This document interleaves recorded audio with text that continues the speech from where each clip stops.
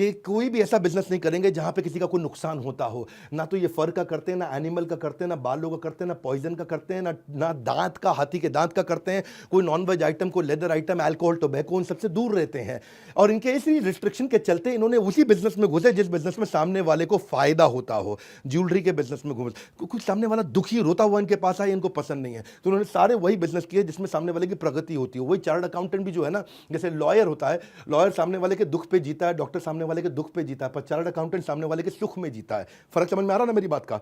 Lawyer और doctor दुख में जीते हैं सामने वाले के, जितना दुखी होता है पैसा कमाते हैं। चार्टर्ड अकाउंटेंट जितना सामने वाला सुखी होता है पैसा कमाता है।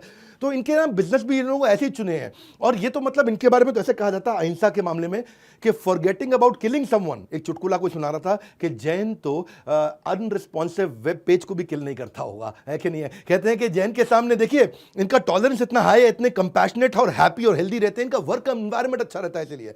इसीलिए जैन के जो एम्प्लॉयज हैं उनको छोड़ के नहीं जाते कभी भी। कंपैशन है, हाँ, कंपैशन है इनके अंदर। एम्प्लॉयज इनको छोड़ के नहीं जाते। इनफॉर्मल एचआर इनका अपने आप ही बहुत स्ट्रांग होता है। और जो कंपैशनेट लोग होते हैं वो वेल कनेक्टेड होते हैं, लोग उनको पसंद करते हैं, उनके साथ में रहते हैं, इसीलिए बिजनेस में आगे बढ़ जाते हैं। अगला कारण जीव दया। पांचवा कारण क्यों इतने अमीर होते हैं, ये जीव दया को समझते हैं। इनके ऐसा नहीं है कि अहिंसा सिलेक्टिव है कि मैंने अगर डॉग पाला हुआ है, कुत्ता पाला हुआ, ओह टॉमी, लेकिन कीड़े को तुरंत मार दो ना, ना ये कुत्ते को मारेंगे ना कीड़े को मारेंगे। इनके यहाँ क्या है, क्रूअल्टी का सिस्टम ही नहीं है, बल्कि शेल्टर देते हैं, न्यूट्रिशन प्रोवाइड करते हैं। ये प्रकृति के बहुत नजदीक रहते हैं, इसीलिए क्योंकि जीव दया, हेल्दी खाना खाते हैं, हेल्दी वीगन हेल्दी खाना खाते हैं, उसी के कारण हमारे देश में सबसे ज्यादा लाइफ एक्सपेक्टेंसी भी जैन्स की है। इनकी एवरेज एज 71 साल है। बाकी सब समुदायों में एवरेज एज कम होती है, लेकिन ये सबसे ज्यादा जीते लंबे समय तक। क्यों? क्योंकि बिल्कुल हाइजीनिक खाते हैं, साफ सुथरा खाते हैं, धो के खाते हैं, गर्म पानी पीते हैं। उसी चक्कर में ये सेंचुरी से ये प्रैक्टिसेस करते आ रहे हैं। ये डिनर जल्दी खा लेते हैं, इनके यहाँ डिनर जल्दी खाने का सिस्टम है। हमने तो आजकल अब सुनना शुरू किया है ये वीगन बनना, डाइटिशियन के पास जाना, माइंड कंट्रोल करना, मास्क पहनना, कोविड के बाद हुआ। ये बस सेंचुरी से करते आ रहे हैं।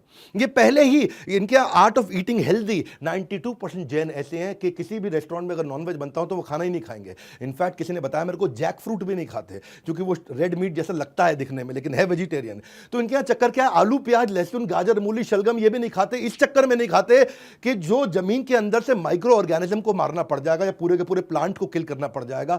तो कोई कह रहा था ये खाते क्या है, खाते केवल सब्जी। हाँ, एक नई वीडियो गेम आने वाली अभी चल रही है पबजी, इनके लिए आएगी सब्जी। मतलब इनका मामला ही ऐसा है ऐसे में जेंट्स का।